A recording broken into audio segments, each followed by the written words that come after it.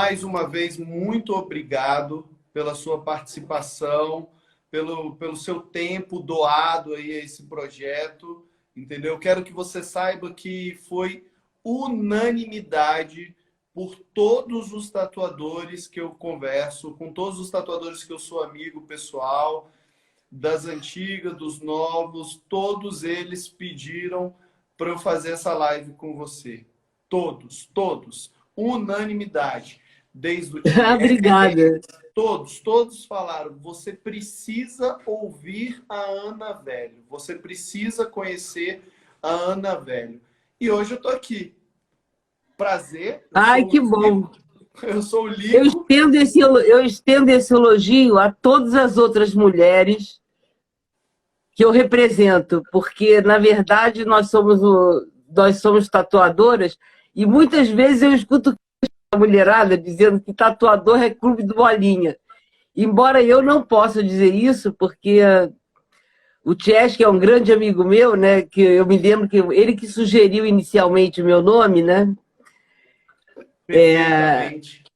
A gente tem um carinho muito grande um pelo outro. Então, quando a mulherada fala de preconceito, de ser um clube do bolinha, de não haver apoio à mulherada, eu sempre afirmo que eu nunca passei por essa situação, eu nunca pensei isso, porque eu sempre me senti muito apoiada pelos meus amigos tatuadores, né? Porque na época nós éramos muito poucos.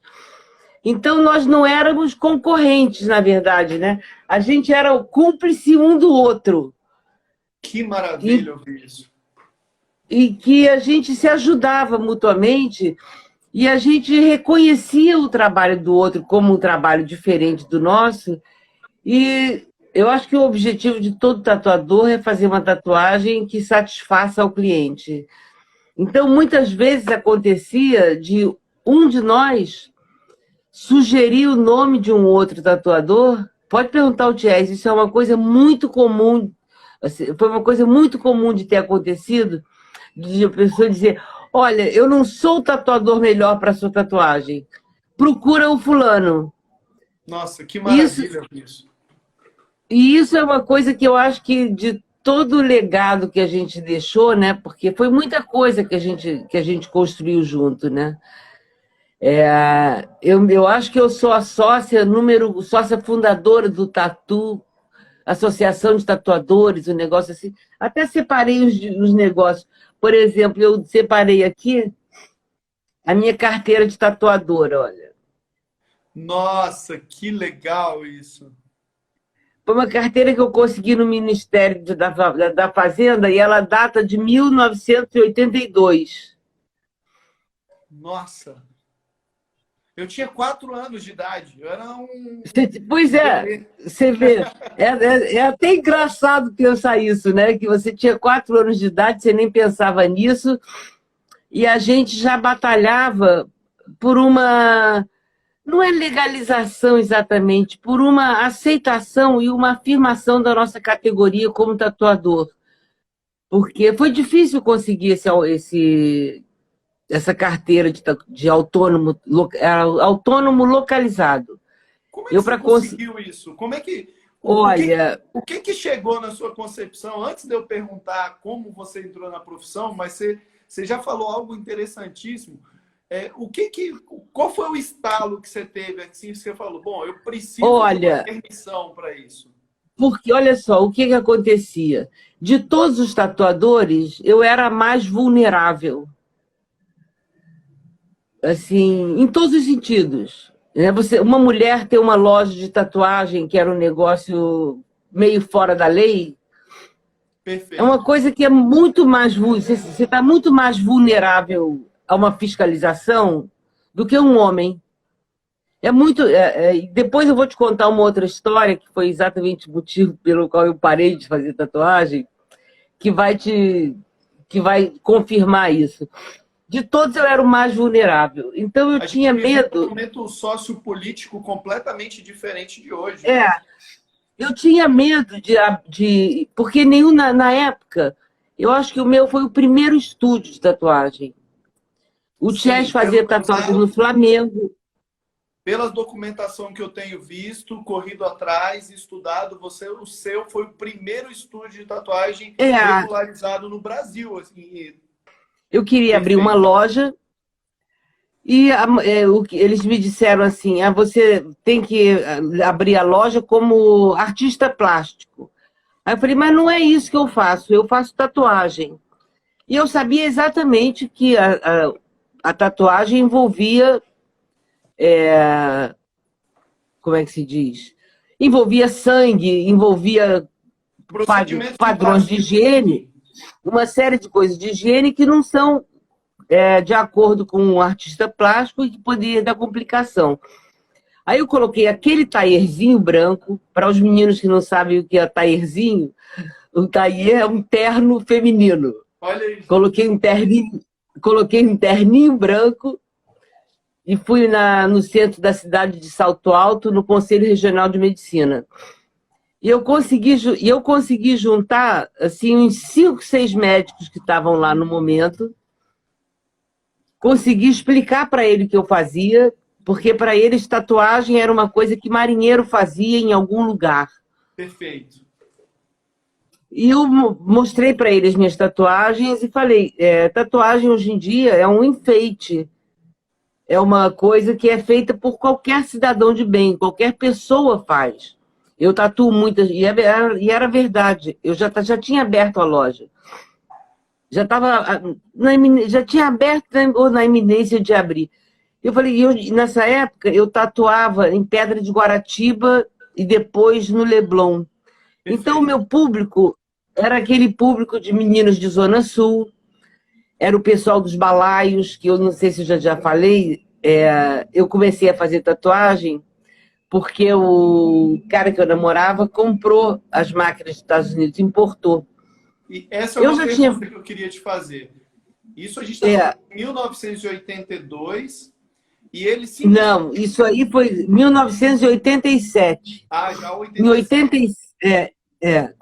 Em 85, eu cheguei a fazer umas tatuagens de agulha antes de entrar para a faculdade. Perfeito. Eu entrei na faculdade em 77, então deve ter sido 85, 86. Eu fiz 2 tatuagens em mim, a minha irmã fiz em vários amigos. Eu achei legal fazer. E quando eu estava namorando esse cara que ele tinha importado as máquinas para fins comerciais, ele importou as máquinas. Perfeito. Só que ele não tinha habilidade para desenhar. E a gente namorava e ele sabia que eu já tinha feito tatuagem. E aí eu comecei a fazer tatuagem. Ele era dos balaios e a primeira tatuagem que eu fiz foi num membro do balaio que tinha uma tatuagem mal feita. Então, qualquer coisa que eu fizesse ia sair bem. Ia melhorar. E saiu bem. Ia melhorar. E saiu bem. Aí eu comecei a fazer tatuagem em outro pessoal da galera. E foi engraçado que, mais ou menos nessa mesma época, eu conheci o Charles, dos Hells Angels. Perfeito. Eita, rivalidade total ali, hein, nessa época. Não, na época, olha, foi um momento lindo. Na época, o líder dos balaios, que era o Blint Bob, quando encontrou com ele lá no Pepino, cara, eles se abraçaram, foi mó astral, assim, de trocar dicas de motoclube. Os Hells Angels ainda não existia. Esse dia que eu estou citando, ainda não existia os Hells Angels. Isso, né? Exatamente. Eu acho que esse fato que eu vou contar, foi antes do Chess começar a fazer parte dos Hells Angels. Porque eu fiz uma tatuagem do escudo dos Hells Angels no braço do Charles. Perfeito. Na sede dos Hells Angels. Então, eu imagino que... E foi o pessoal dos balaios, foi o Blint Bob, foi o meu marido na época já. A gente foi até... Acho que era... Talvez Meyer, uma loja que ele tinha numa galeria.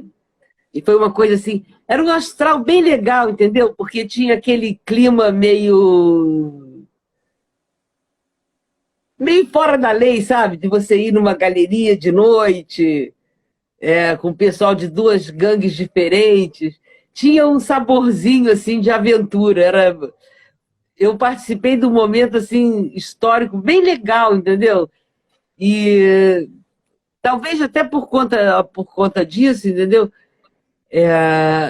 Eu me tornei muito amiga do Ties, do Carlinhos, do Caio, dos Davis, assim, muito amiga mesmo. São pessoas assim que eu adoro. Meus amigos não têm defeitos.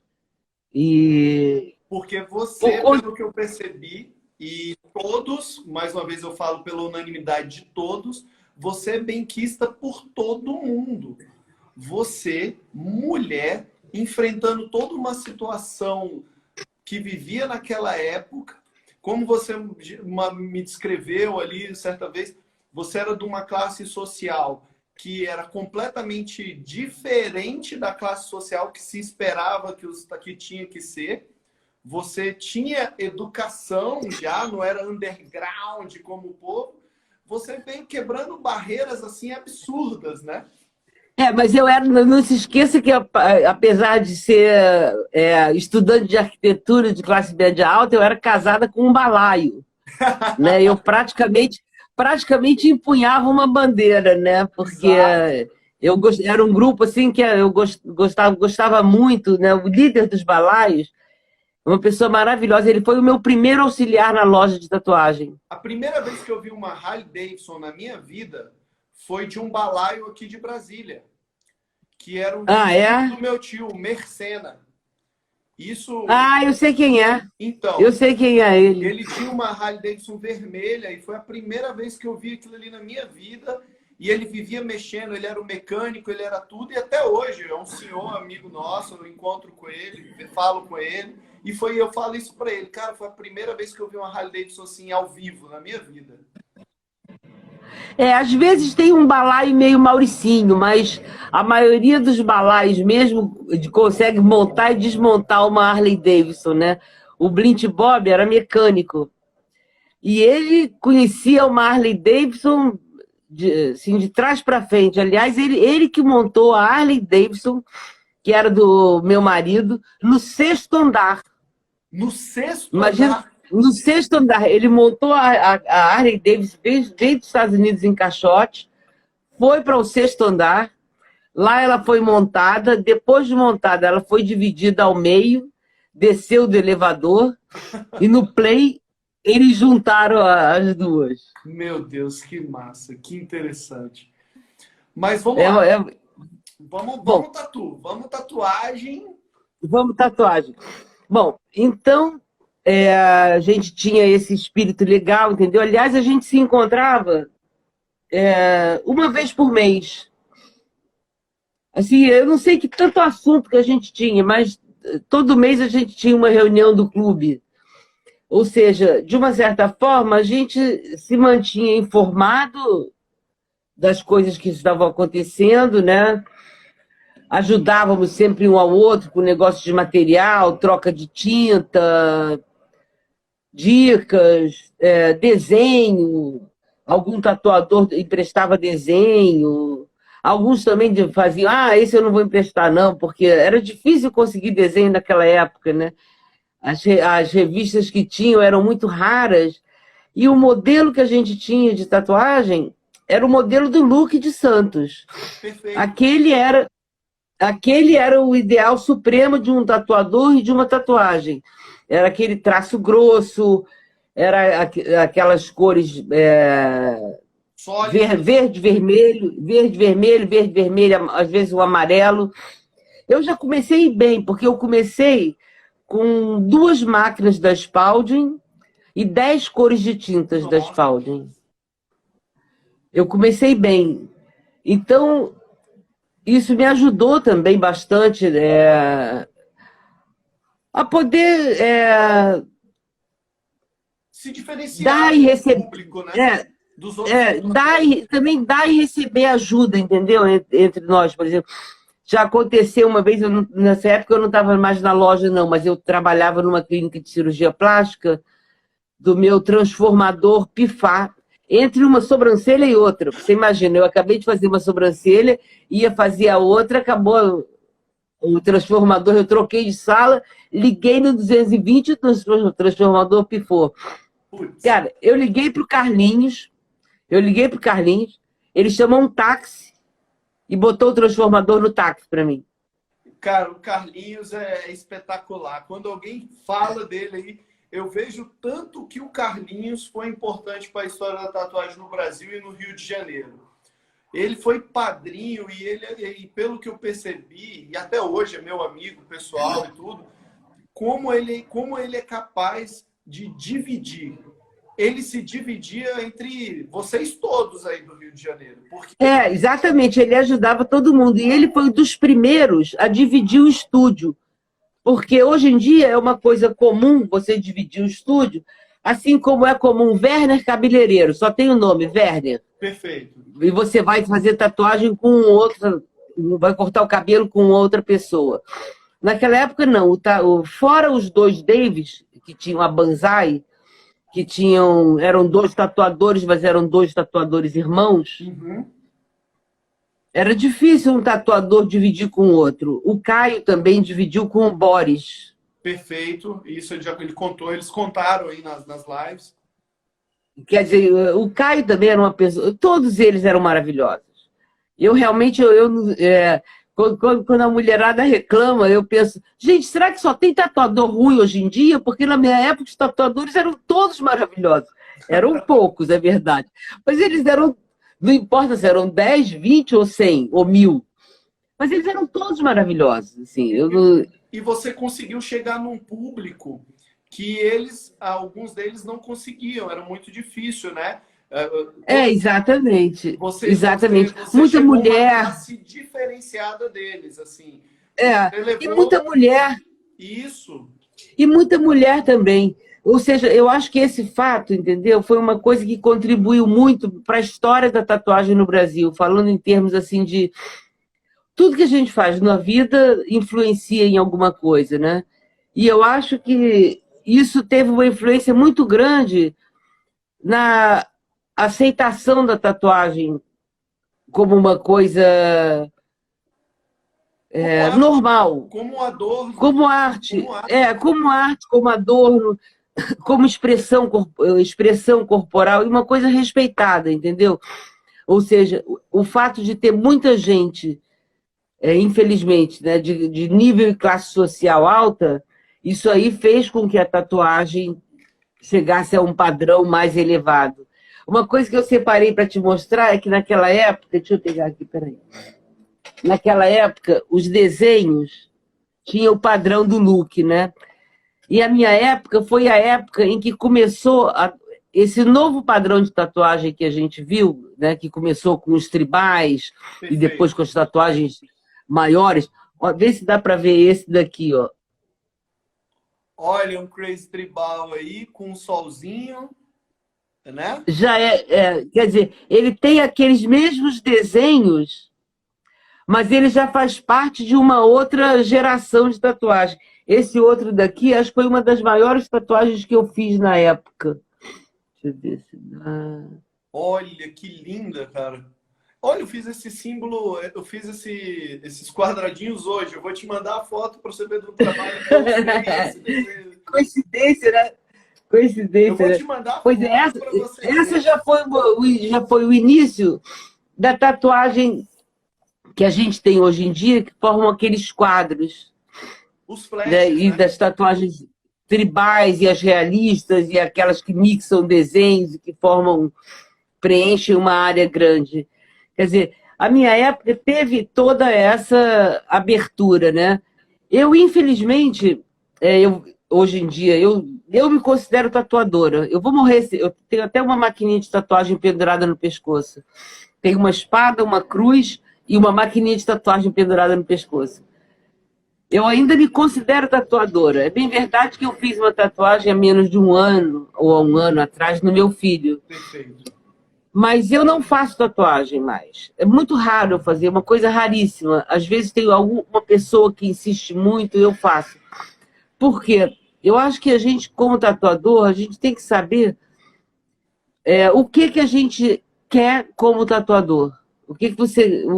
Qual é o seu ideal? De repente, você não vira um grande tatuador. Você, todo dia, você vai se tornando um tatuador melhor. Quando isso vai acabar? Nunca. Quer dizer, o tatuador que acha que é um bom tatuador, ele está redondamente enganado, porque ele ainda não é ainda. Né? E hoje em dia, com todo o avanço que teve de tintas, de técnicas, porque o que acontece? Quanto mais gente faz e mais pessoas se comunicam, maior o crescimento. É isso que é preciso ser entendido, né? Porque o tatuador que guarda para si a sua descoberta, ele está impedindo um crescimento da tatuagem como um todo. Da mesma forma que um tatuador que acha que já sabe tudo e se recusa a aprender com o outro. Quer dizer, o Chess fala uma coisa que eu acho muito importante. Humildade não faz mal a ninguém. Né? Para você ter honra, para você ser superior, para você ser digno, você tem que ser humilde, porque você só é quando você enxerga o outro como um igual a você. E isso requer respeito pelo outro, né? Respeito pelo trabalho do outro. E o compartilhamento de aprendizado é uma coisa fundamental, entendeu? Eu tenho um sonho, eu não queria. Eu vou falar primeiro o meu sonho, depois eu digo por que eu parei, porque vai que acaba o tempo. Né? Eu primeiro como a sobremesa, né? Eu tenho um sonho, sabe de quê? De Não, ser tá criado. Sendo incrível isso, tá sendo incrível. Pode continuar. Eu tenho um sonho de se criar um museu da tatuagem que tenha uma sala de tatuagem em que você possa, em que os tatuadores se revezem, para o museu ser de todos. Há um revezamento semanal, mensal, diário, de tatuadores que façam tatuagem naquele espaço. Para que o museu de tatuagem seja vivo. Que seja um museu de tatuagem que tenha todas as coisas da história antiga. E hoje eu vi o Chess postou umas agulhas novas, que são só a cabecinha assim, das agulhas. Não sei se você viu esse post dele. Vi. Esses cartuchos. Cara, é fantástico, é fantástico. Quer dizer, o Museu da Tatuagem tinha que ter o último lançamento de tatuagem.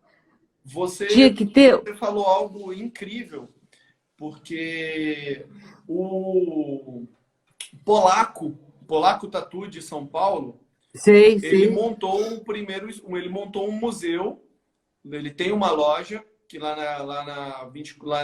no centro de São Paulo, na 24 de maio, aquela região ali, ele tem um museu. E ele tinha a loja de tatuagem junto com o museu.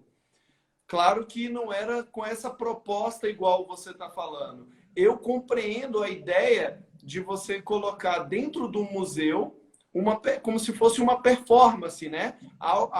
Exatamente, atuando o tempo todo. Nossa, isso aí seria magnífico, magnífico. Mas aqui no Brasil, eu fico um pouco triste porque, infelizmente, a gente não valoriza a cultura, né? A gente não valoriza a pessoa que, tipo assim, não consegue querer ver que o próximo compartilhe informações. Vamos ser assim. Você querer ensinar... exatamente. O povo já quer ganhar muito dinheiro em cima e não valoriza, né? Nossa, isso seria espetacular. Eu compartilho do seu sonho. Eu vou compartilhar do seu sonho. Mas eu acho que um museu de tatuagem, assim, uma coisa física, poderia ser uma coisa que integraria mais os bons, os que têm esse ideal, entendeu? Porque a gente dizer que há os que não têm, há os maus tatuadores, há os que só querem fazer um desenhozinho rápido e embolsar o seu dinheiro, há os que querem roubar a ideia dos outros, que querem só se dar bem, que acham que tatuagem é dinheiro. Tatuagem não, tatuagem é uma arte riquíssima. Tatuagem é você saber interpretar o desejo que o outro tem. Se você não consegue interpretar o desenho, por isso que eu falei negócio de você passar para um outro tatuador, porque o seu desejo de fazer com que o outro tenha o desenho que ele quer, envolve você abrir mão de fazer o desenho para poder cumprir esse papel. E a verdade é que nós somos poucos, mas somos muito bons.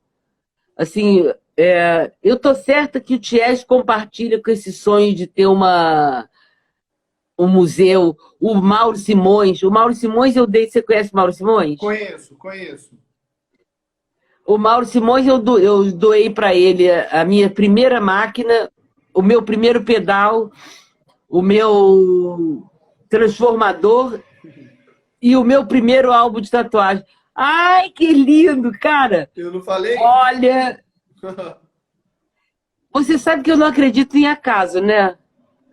Olha, eu também não acredito em acaso. A gente já tinha conversado, a gente ia fazer essa live no meio da pandemia, né? Lá no É. ano passado. E acabou, não era para ser.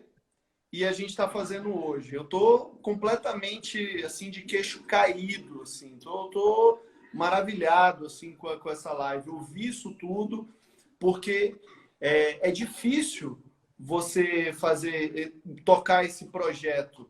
É difícil.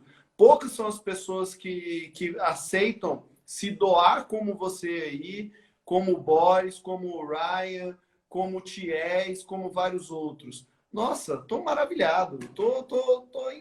Nossa, tô feliz demais, feliz demais. Bom, então onde é que a gente pode recomeçar? Bom, falamos do seu sonho, que o seu sonho é ter um museu. Não, não quero ter, eu quero que exista. Não, vai existir. A gente tem que... Pensamento, Eu quero que sentimento e exista. ação. Eu já doei várias coisas e a hora que tiver mais assim, eu vou fazer questão de procurar em todos os lugares, porque eu sou muito desorganizada. Mas eu vou procurar em todos os lugares ver se eu acho mais coisas, matérias, coisas. Porque tem muita coisa interessante. Tem uma matéria que é muito, muito interessante, que eu até guardei, que foi quando houve o primeiro encontro de tatuadores no Brasil. Boa, isso que eu ia te perguntar. O primeiro encontro a gente já sabe que foi, na realidade, pela data, foi lá na Bahia. Mas o do Rio de Janeiro foi o primeiro encontro aí do Rio. Conta aí, como é que foi em isso? 82. Como é que foi a organização disso tudo?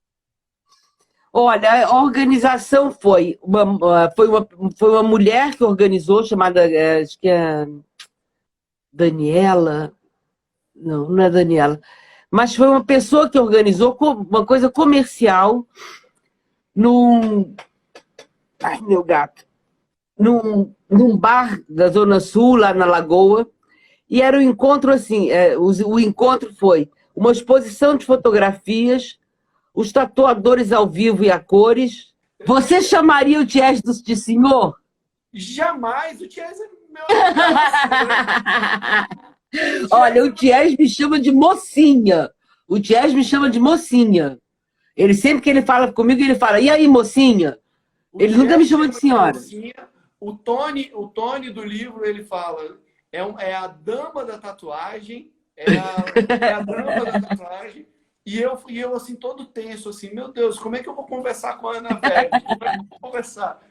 E está sendo um prazer absoluto, assim, poxa. Como se você conversasse com uma fã do seu trabalho.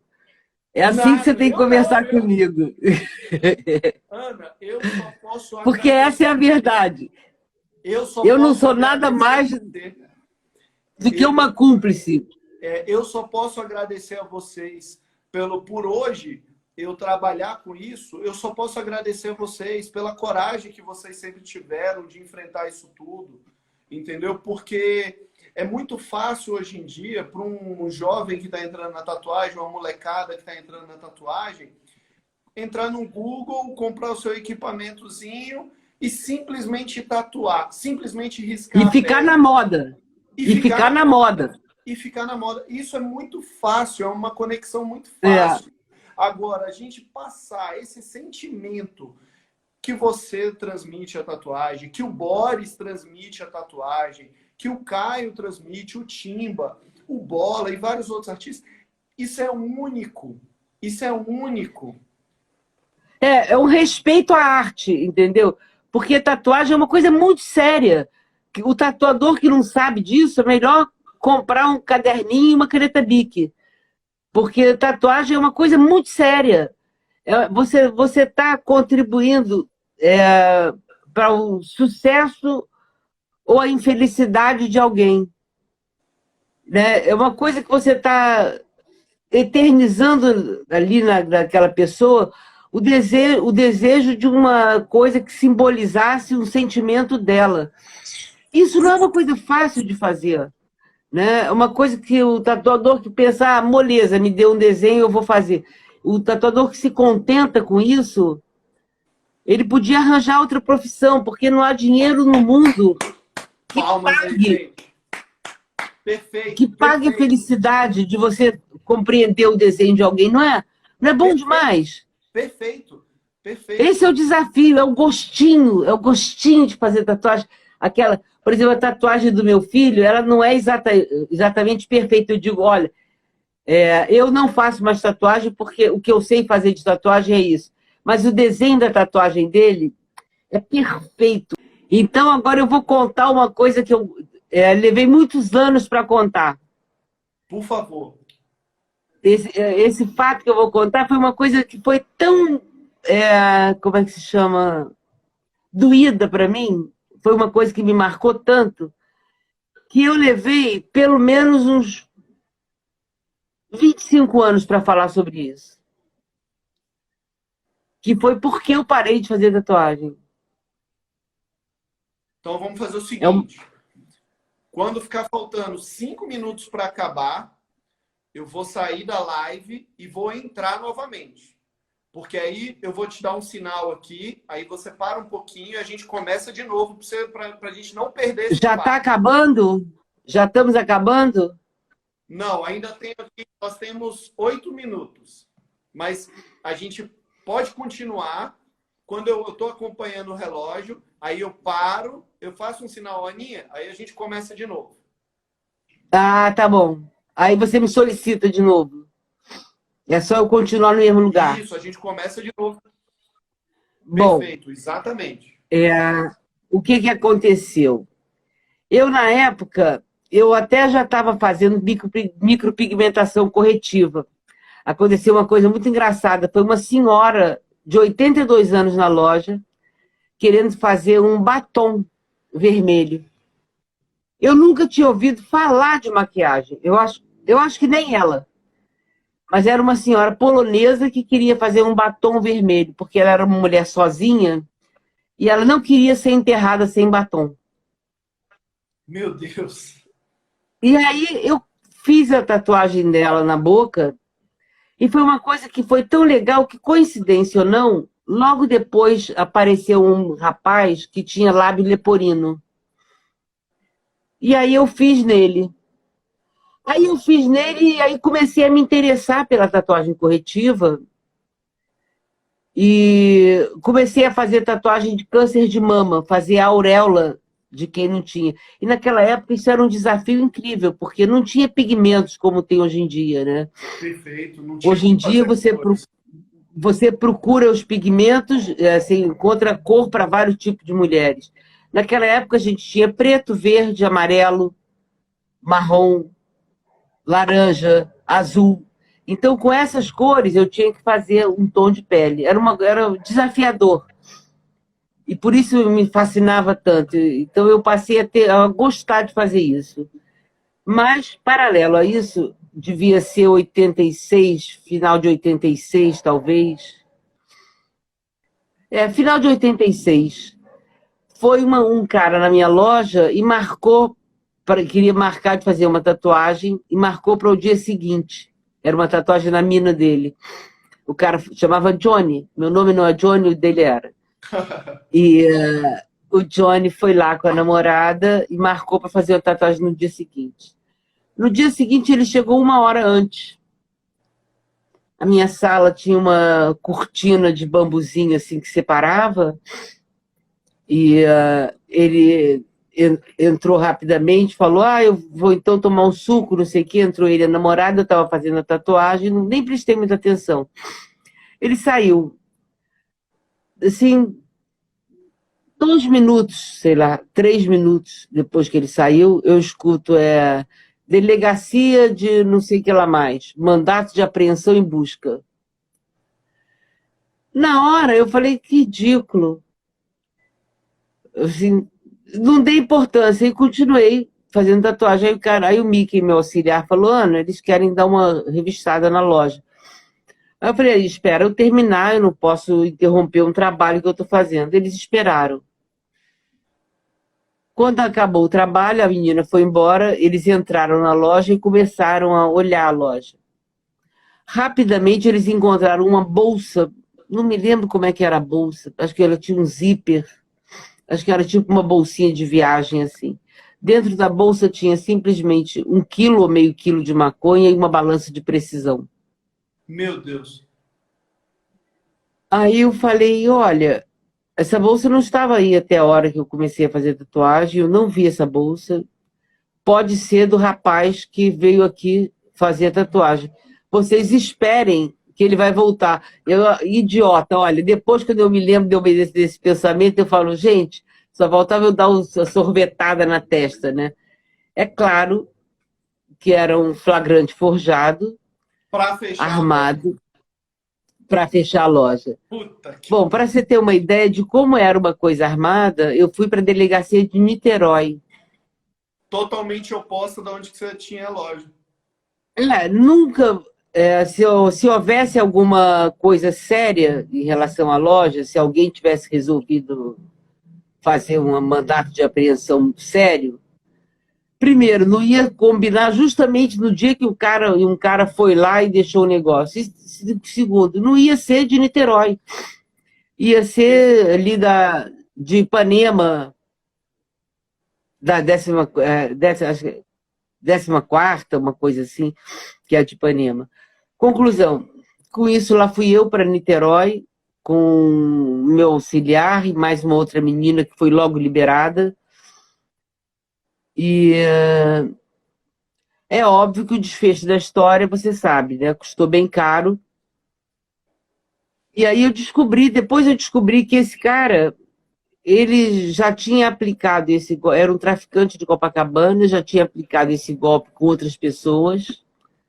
E a história foi essa, ele tinha ido para Cabo Frio e quando estava na ponte, ele dançou. Como ele não tinha como pagar, ele armou com os policiais para fazer essas, essas permutas, Esses golpes. esses golpes. Ou seja, com isso, que eu fiquei. Meus pais, é óbvio, eles não apoiavam eu ser tatuadora. Eu tinha, na época, já trancado a faculdade e tudo que eles queriam era que eu parasse de fazer tatuagem. E nesse momento, aquela frase que eu dizia, a vida é minha, eu faço o que eu quero, não combinava mais. Mudou de figura completamente, né? Porque você dependia dos outros agora para te ajudar. Exatamente, porque eu dependia dos meus pais para me livrar desse problema, e isso mostrou o quanto a minha escolha influenciava na vida das pessoas que eu amava. Nessa época eu já não era mais casada com o rapaz motociclista dos balaios, que no incrível passe de mágica eu me separei de um e casei 2 meses depois, não sei como que eu fiz isso. Aí a história foi essa. Quando aconteceu isso na minha loja, eu já tinha a intenção de passar um ano fora na Inglaterra, por conta de viagem do meu atual marido. Isso foi em final de 86. Bom, não preciso dizer que depois disso eu não conseguia mais voltar para a loja, porque o lugar que era onde eu me sentia bem à vontade, que eu recebia as pessoas, passou a se tornar um lugar onde eu fiscalizava quem entrava com bolsa. E ficava com medo. Tensa Comecei completamente pela situação. Cara, eu fiquei paranoica com isso. E eu entrei com meu auxiliar na loja no dia seguinte, nós trancamos a loja e ficamos trancados dentro da loja. Não conseguíamos fazer nada, ficamos trancados. Aí saímos, fechamos a loja e fomos para um bar lá na Teixeira de Melo, para os Jangadeiros. Vamos tomar um chopp, porque realmente a situação aqui ficou grave. E eu já tinha planos também eu estava recém-casada, né? Não ia deixar que isso atrapalhasse a minha vida. Tinha esse problema com os meus pais. tinha o problema da segurança na loja, que eu não me sentia mais segura. E esse desconforto todo de voltar a trabalhar num lugar onde já tinha acontecido, a mesma coisa, tivesse acontecido uma carnificina. Foi mais ou menos isso que aconteceu para mim. Foi uma coisa. Eu levei anos sem falar nisso, mais de 20 anos, que eu não conseguia nem pensar, não conseguia nem lembrar disso. Aí eu comecei a fazer tatuagem só numa clínica de cirurgia plástica, ali no Maitá. E fazia tatuagem de desenho também, mas fazia mais correção de mama e sobrancelha. E foi bem legal, porque foi uma abertura para divulgar esse procedimento de câncer de mama, que é uma coisa que permite a satisfação de muita gente, né? E eu era super cuidadosa, como eu sempre desenhei, né? Então eu fazia uma tatuagem que era uma pintura hiperrealista de um mamilo. Você olhava, você via o sombreado, você via até o volume do bico do seio. E isso foi uma coisa que me satisfez durante muito tempo. Eu fui para a Inglaterra, morei lá um ano. Quando eu voltei da Inglaterra, eu já voltei grávida. E com a incumbência de terminar a faculdade. E aí eu dividi o meu tempo entre a tatuagem na clínica, que era uma coisa que eu marcava 2 dias por semana, trabalhava 2 dias por semana. Nos outros dias eu frequentava a faculdade. Eu me formei quando a minha filha tinha 6 meses. Eu me formei. E aí continuei fazendo a tatuagem corretiva, só em clínica, o que era mais vantajoso financeiramente, porque você fala que quem tem estúdio sabe que... Uma clínica de estética. Posso falar que você... Não, de cirurgia plástica. Ah, de cirurgia plástica. A gente pode falar também que você foi a primeira tatuadora a trabalhar com essa reconstrução estética através da tatuagem? Ah, eu acredito que sim. Eu acredito que sim. Eu acredito que sim. Porque olha o tanto que, mais uma vez, você é importante para a história da tatuagem no Brasil. Porque você foi a primeira, né, micropigmentadora, esteticista. Porque hoje é moda. Hoje a mulherada... Lá, exatamente. Exatamente. Não, e naquela época... E naquela época eu vou te contar que havia um preconceito tão grande ainda contra a tatuagem que foi inventado um tal de dermógrafo, em que as pessoas que faziam tatuagem corretivas usavam um dermógrafo. O que é um dermógrafo? É uma máquina de tatuagem vagabunda. Pode ir falando, eu vou pegar um aqui. Pode ir falando. O dermógrafo, ele não tem a mesma precisão de uma máquina de tatuagem. Não tem os mesmos recursos de uma máquina de tatuagem. Para mim, foi só um aparelho novo que se usou para dizer a pessoa não está fazendo tatuagem. Ela está fazendo um trabalho usando um dermógrafo. Não é uma máquina de tatuagem. E hoje a tecnologia das máquinas de tatuar vão toda para a mesma ideologia dos dermógrafos, né? Exatamente. Exatamente. Mas a máquina de tatuagem é muito mais precisa. Sim, é muito mais precisa. Completamente diferente. Mas a ideia... Completamente diferente. Quando, na verdade, não precisava inventar uma outra máquina e chamar de dermógrafo. Você podia inventar uma outra máquina de tatuagem, mas não precisava chamar ela de dermógrafo, entendeu? Perfeito. O que eu quero dizer é isso. É que o fato de chamar de dermógrafo demonstra bem o preconceito que ainda se tinha na época contra a tatuagem. Bom, mas eu sei que eu continuei fazendo essa tatuagem, assim, até que em 84, eu me mudei para acho que 84, 85, 94, 95, eu me mudei para São Luís. E fiquei 3 anos morando em São Luís. Lá eu comecei Eita, um lá no mestrado em Nordeste, políticas públicas. Hã? lá no Maranhão. É. Lá eu comecei a fazer um mestrado em políticas públicas, que foi o que abriu a porta para o que eu e que me fez parar a tatuagem. Eu fiz um trabalho de educação ambiental, comecei a desenvolver um projeto de educação ambiental. Que hoje em dia, se você me segue no Instagram, né, você vê as publicações, né, com vários Eu sou arte personagens. educador formado. Eu sou arte Ah, educador é? formado, né? E aí eu vejo Ah, os que seus legal! trabalhos lá por completo de reciclagem ali, até um dos últimos que eu vi foi a utilização do CD. Eu acompanho lá você Aham, pega o CD. é. Então, Eu acho que você é um tinha que usar trabalho aquilo ali que... mais, hein? Eu É, acho mas que você podia você fazer sabe, um canal lá no YouTube, mas eu a tenho. molecada vai adorar. Eu tenho um canal no YouTube chamado Reutilizar-te com Ana Velho. Você pode Pronto, ser o aí, próximo gente. inscrito. Eu vou Reutilizar-te ser. com Ana Velho.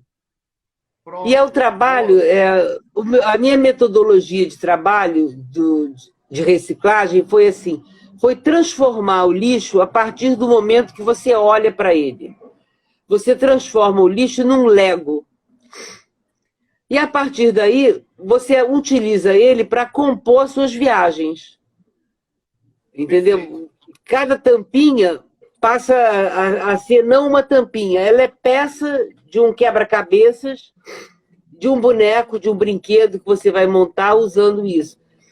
Então, o meu trabalho é basicamente de formar multiplicadores para que eles possam aplicar isso em escola. Porque eu dei aula numa escola durante mais de 10 anos, fazendo esse trabalho com as crianças, reunindo na escola, chamava Reutilizar-te, Reutilizar-te na escola, Ó, Zé, em que... você tá ouvindo aí a Ana Velho, acabou de entrar um outro amigo meu, arte educador, foi meu aluno também como tatuador Ah, aqui, legal! e é um excelente professor de artes plásticas, artes visuais, e abraça todos esses projetos. Zé, ela tem, eu vou deixar o link para você, ou quem está ouvindo aí, por favor, escreve o link aí embaixo que eu vou fixar aqui para todo mundo ter acesso, porque eu acho que é isso que é a nossa função aqui. Um dos nossos objetivos aqui é exatamente isso que a arte tem como responsabilidade. Mudança de hábitos, mudança de vida. Eu acho que é incrível isso. Pô, vamos nessa, vamos divulgar, vamos bombar isso aí. Você falou tudo. O artista tem essa missão de transformar, entendeu? Às vezes, quando me perguntam assim, você não é mais aquela tatuadora, né? Você mudou. Eu falo, não, eu não mudei, eu continuo a mesma pessoa querendo transformar o mundo, querendo usar da ousadia para mudar a maneira com que as coisas são vistas. Da mesma forma que eu influenciei na forma como a tatuagem era vista, hoje eu influencio na forma como o lixo é visto. E é muito difícil trabalhar com educação ambiental hoje em dia, porque o Ties fala uma coisa, eu até comentei na outra live isso, né? O Ties fala uma coisa que é mais difícil você lidar com as pessoas que fingem que gostam de você do que com as pessoas que não gostam de você. Quem não gosta de você, você Perfeito. sabe que não gosta de você, e isso você tira de letra. Porque você não tem nada a ver, se ela não gosta de você, o problema é dela. Agora, o problema você tem que aprender a lidar é com as pessoas que fingem gostar de você. E com esse negócio de educação ambiental, eu vejo tem muitas falsas oportunidades de trabalho, em que a pessoa quer fingir que liga para o planeta, quando, na verdade, o meu trabalho é um trabalho de criar dentro de cada um de nós um sujeito ecológico. Essa é a transformação como artista que eu pretendo, né? É que cada um de nós perceba dentro de si um sujeito ecológico que se preocupe com a natureza, que deixe de andar de carro porque não é tão bom, que reduza o consumo de carne, que reduza o consumo de roupas, que reduza o consumo de plástico, porque você ser ecológico não é uma coisa fácil. Não é, eu sou ecológico e de repente você é ecológico. Ser ecológico é uma questão de escolhas diárias e escolhas difíceis, né? Você deixar de fazer coisas que te dão mais conforto em prol do bem comum. Então, o desafio do meu trabalho como artista é esse, é criar uma estratégia que engaje as pessoas no mundo mágico, porque eu tenho 3 livros, um deles foi lançado há pouco no Kindle, no Amazon, como e-book, que chama Os com Asas. E esse livro, Os com Asas, é a continuação da história dos Tampinhas. Os Tampinhas são mascotes ecológicos que voltam de 2044 para o mundo atual, a fim de conscientizar a galera de que se a gente continuar consumindo plástico desse jeito, o planeta vai acabar em 2044. Então é uma história que é uma fábula, que é mentira, mas é uma fábula que é verdade. Possivelmente, o fato dos Tampinhas estarem invadindo, porque eles estão invadindo, só eu tenho em casa mais de 700 Tampinhas. Já fiz milhões de exposições, já fiz aulas, já formei professores, já formei alunos. Então, os Tampinhas, de fato, eles estão invadindo o planeta. E quem sabe os Tampinhas não são responsáveis pelo planeta não acabar em 2044. Porque o Grande Oriente do Brasil, que é da instituição da maçonaria, o Grande Oriente do Brasil tem um projeto também de reciclagem das tampinhas, né? Em algumas lojas, a gente guarda as tampinhas e essas tampinhas depois são entregues numa determinada ONG que faz essa reciclagem e elas são feitas para fazer prótese para as pessoas que são amputadas, que não têm condições de pagar, e tudo à base das tampinhas. Esse é um outro tipo de approach da educação ambiental. É quando você cria um mecanismo de reutilização dessas tampinhas para reciclagem. Né? O meu approach é um mecanismo de sensibilização. Mais simples ainda, né? Mais simples e mais direto. É simples. Ele é simples e é um mecanismo lúdico, porque você passa a olhar para as tampinhas como se elas pudessem ser alguém. Ou seja, você passa a ver nas tampinhas uma vida. E essa mesma vida que você vê, você faz com que você valorize a vida humana. Perfeita conexão. Entendeu? É um trabalho bem legal, que é o que me toma assim, a atenção e preenche o espaço que a porta que se fechou com a tatuagem abriu para mim, né? Por exemplo, hoje em dia, é claro... Eu vou colocar um parênteses e vou lhe corrigir. As portas da tatuagem jamais estarão fechadas para você. Jamais. Por quê? Deixa eu só falar o porquê disso. Pela sua importância dentro da tatuagem, pelo alicerce que você construiu. Então, é melhor a gente, claro, tipo assim, a gente reformular essa frase e colocar assim: as portas das tatuagens, tipo assim, nesse momento, ganharam uma janela. E o que você está vendo, e você está abrindo outras janelas e outras portas dessa mesma construção que você fez. Mas a tatuagem, obrigada. A tatuagem jamais vai sair, entendeu, da sua vida. Não tem como. Porque, mas eu não sinto, como a Ju Reis eu não sinto que a tatuagem saiu da minha vida. Eu sinto que eu tive que sair da tatuagem. Entendeu? E isso me doeu muito. Mas você acha que se você tivesse saído da tatuagem, a gente estaria hoje aqui conversando? Não, com certeza. Não, e eu também não teria os planos que eu tenho. A primeira coisa que eu vou fazer quando acabar a pandemia, eu resolvi fazer... Quando eu vi o resultado da minha tatuagem com meu filho, eu resolvi fazer um curso de tatuagem. Ou seja, eu agora vou... O Eu que eu agora vou posso te fazer um curso ajudar? de tatuagem, de recuperar o O que eu tempo, não é posso te recuperar o tempo ajudar? perdido, mas de voltar a me atualizar com uma coisa que durante muito tempo eu mesma me impedi de fazer, entendeu? Eu acho que Então, isso daí vai me fazer muito. Já me faz bem pensar que eu vou fazer isso. Imagine quando eu estiver fazendo. E aí pensei em fazer, porque eu não tenho a pretensão de tatuar como um grande tatuador de hoje em dia. Eu não vou de repente, em 6 meses de aula, de repente eu me torno a maior aula da tatuagem.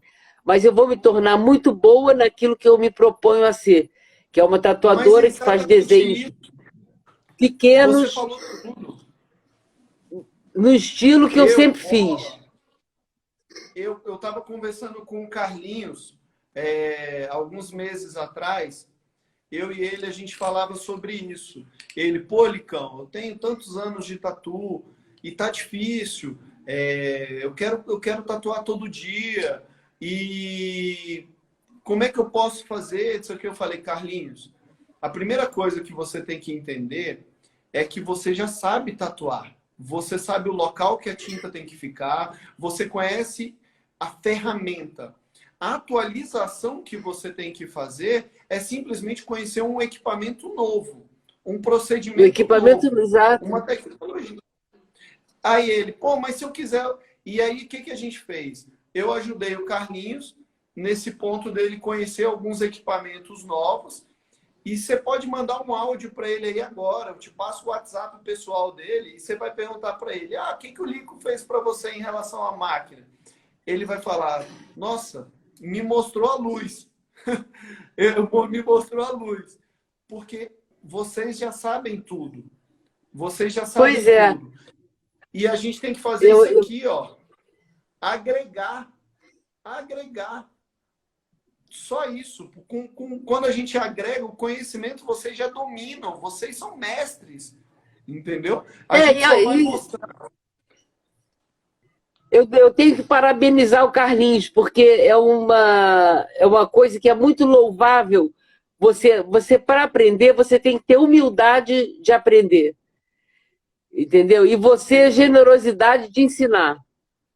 Porque Perfeito. porque quando você ensina, você também aprende, entendeu? A generosidade de Todos os ensinar dias. Todos os dias. vai disso, entendeu? A pessoa que ensina generosamente, ela sabe o quanto ela está aprendendo também, entendeu? Ao passo que a pessoa que não sabe, o que humildemente reconhece que não sabe, ela está totalmente apta a abrir, a aprender, entendeu? A abrir seus horizontes. E isso facilita Perfeito. muito, porque a coisa. Eu sou professora, né? E a coisa mais chata que tem é quando você vai começar a dar aula e o aluno diz: eu já sei. E aí você Que é o descobre que mundo esse é hoje. aquele aluno que não Principalmente esse vai mundo aprender. hoje. Né? É, esse é o aluno que Eu, não vai aprender. quando eu entro dentro de uma sala de aula e o aluno chega para mim e fala: não, isso eu já sei. Isso eu já sei. E aqui tem alguns alunos meus que estão aí assistindo a live, pode falar aí, quando ele fala assim: não, isso eu já sei, isso eu já sei. A primeira coisa que eu faço com eles, eu falo: tudo bem, se você já sabe, me explica.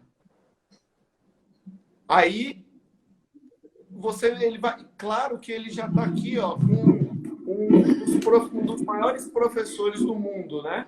A tecnologia. Exatamente.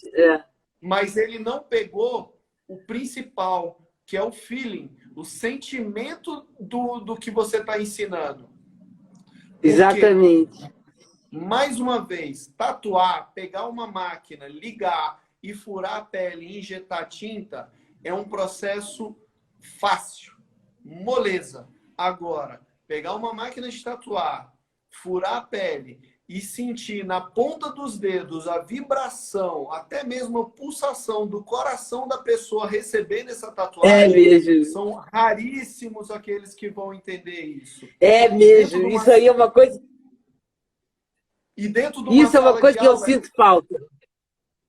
dentro de uma sala de aula, é isso que a gente tem que pegar. É o sentimento de quem está recebendo a informação.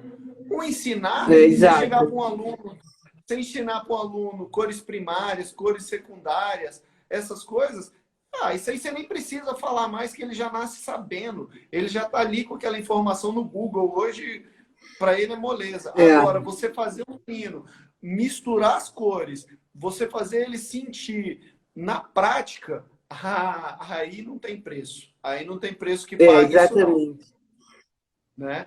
E precisa ter humildade para aprender. Exato, exato, exato. Mas precisa ter a oportunidade. Esse nosso projeto aqui, a História da Tatuagem no Brasil, é um projeto que eu ouvi de muita gente, que era a maior baboseira da minha vida fazer isso. Que eu não precisava fazer isso, que não sei o quê, que o pessoal...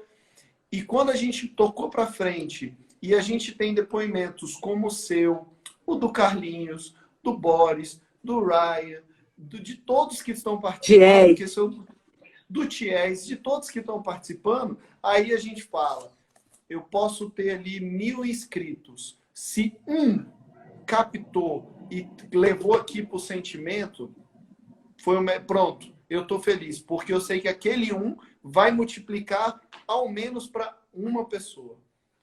Não vai morrer. A história vai sempre continuar. Então, esse é o foco. A gente dá continuidade, ensinar para multiplicar. Não, eu sempre falo isso para os meus alunos. A gente tem que dividir para multiplicar e não dividir para somar. Quando a gente divide para somar, exatamente. Quando a gente divide para multiplicar, aí a gente manda ver. A gente arrasta, assim.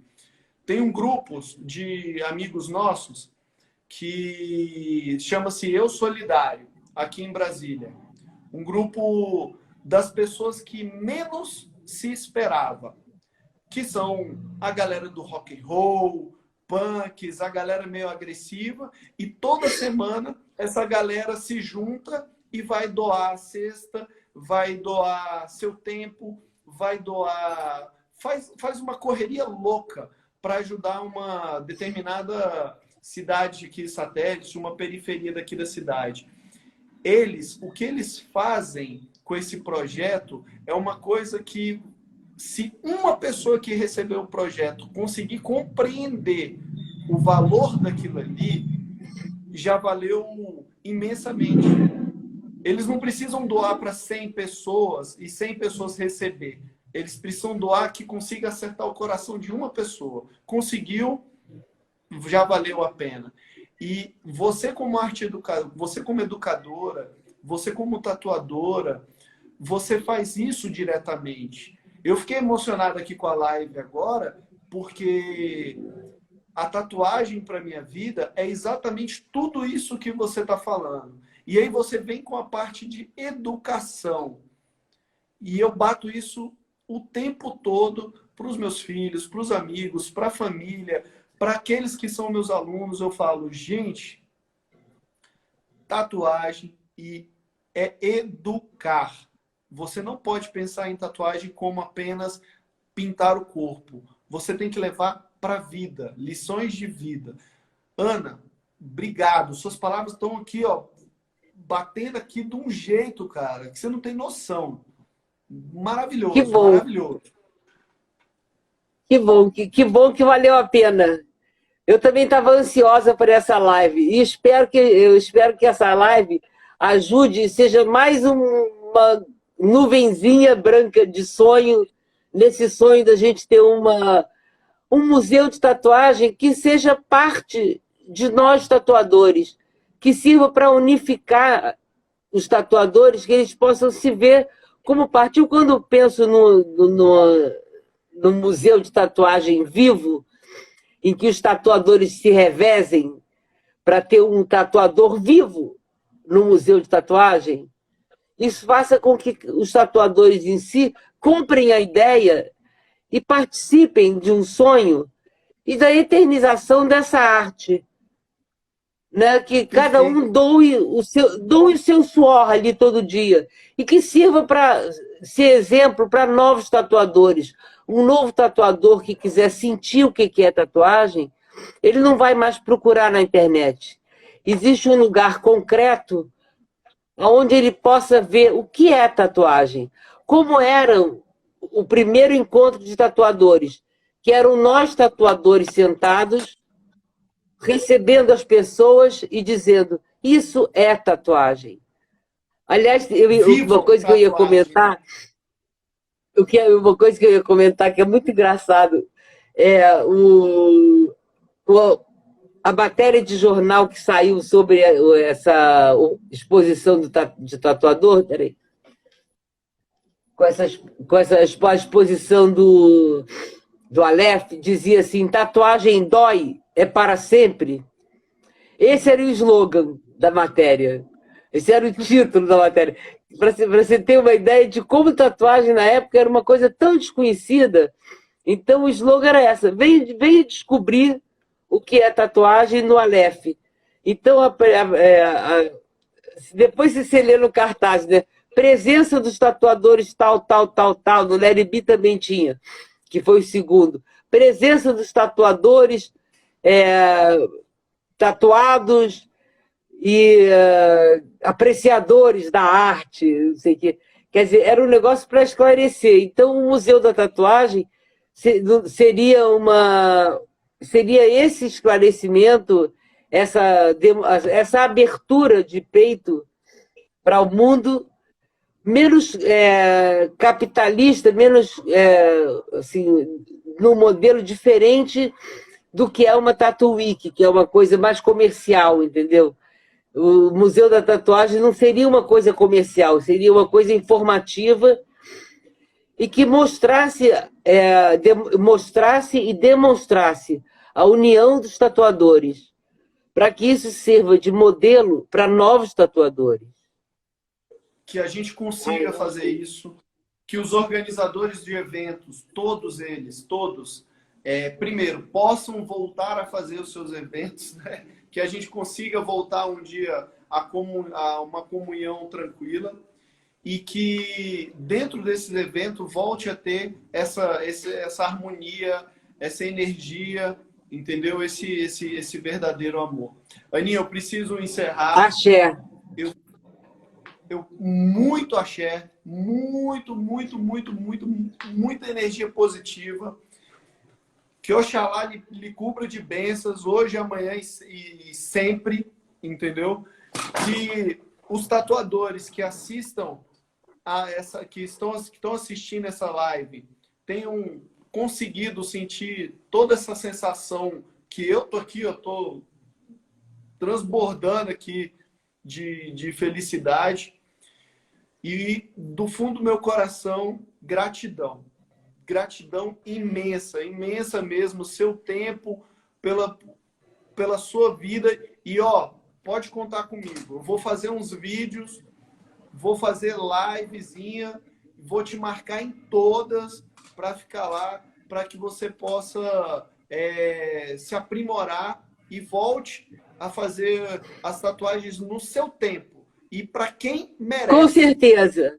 Com certeza, Axé. E se puder, divulga o meu canal. Reutilizar-te com Ana Velho. Se puder, não. Porque não adianta a gente fazer tatuagem se acabar o planeta, né? Então vamos se preocupar também em salvar o planeta. Exato. Adorei falar com você, Lico.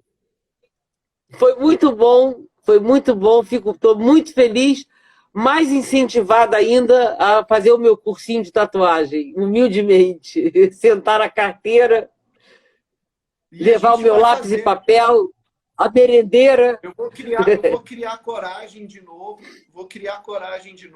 Eu já prometi isso ao Boris e vou juntar com a minha família, eu e minha esposa, e a gente vai fazer uma tour no Rio de Janeiro, entendeu? A gente vai fazer uma tour no Rio de Janeiro, aí eu vou até você, vou aí pessoalmente, faço questão, vou no Boris e vou no Carlinhos, que são 3 grandes pessoas que eu preciso estar presente. O Carlinhos a gente conviveu muito em Portugal, quando eu morei em Portugal, ele foi para lá, a gente treinou jiu-jitsu junto, a gente tatuou, é um mestre dos mestres, é um cara que eu tenho um carinho enorme. Carlinhos é meu anjo da guarda. De todos nós, de todos nós. Olha, eu realmente eu adoro todos os meus amigos. Eu gostaria muito que todas as tatuadoras de hoje em dia sentissem a mesma coisa por todos os outros tatuadores homens que tem. Porque é a melhor coisa e fundamental para você formar uma categoria unida é você não ter diferença de gênero, diferença de... Perfeito. ou qualquer outro preconceito, entendeu? Porque todos nós somos profissionais igualmente capacitados e as mulheres, principalmente, merecem que seja dado valor a elas, porque muitas delas têm uma dupla jornada de trabalho. Perfeito. E perfeito, isso aí, a gente tem que reconhecer que em cada tatuadora tem uma guerreira exatinho como eu. Sempre, sempre, sempre. Ó, vou usar a frase do meu irmão aí, Rafael Jeguinho, também professor, grande professor, que está aí, capoeirista, professor de educação física, mas um cara espetacular. Pai Rafa, sua benção. Pai Rafa no santo. Eu vou usar a frase dele. Que viva o matriarcado. Que viva o matriarcado. Muito obrigado mesmo. Obrigado. Muito obrigada, Lico. A gente vai se vendo nas redes sociais por aí de novo. E qualquer coisa a gente vai se falando pelo WhatsApp. Axé. Valeu, valeu. Tudo de bom. Axé.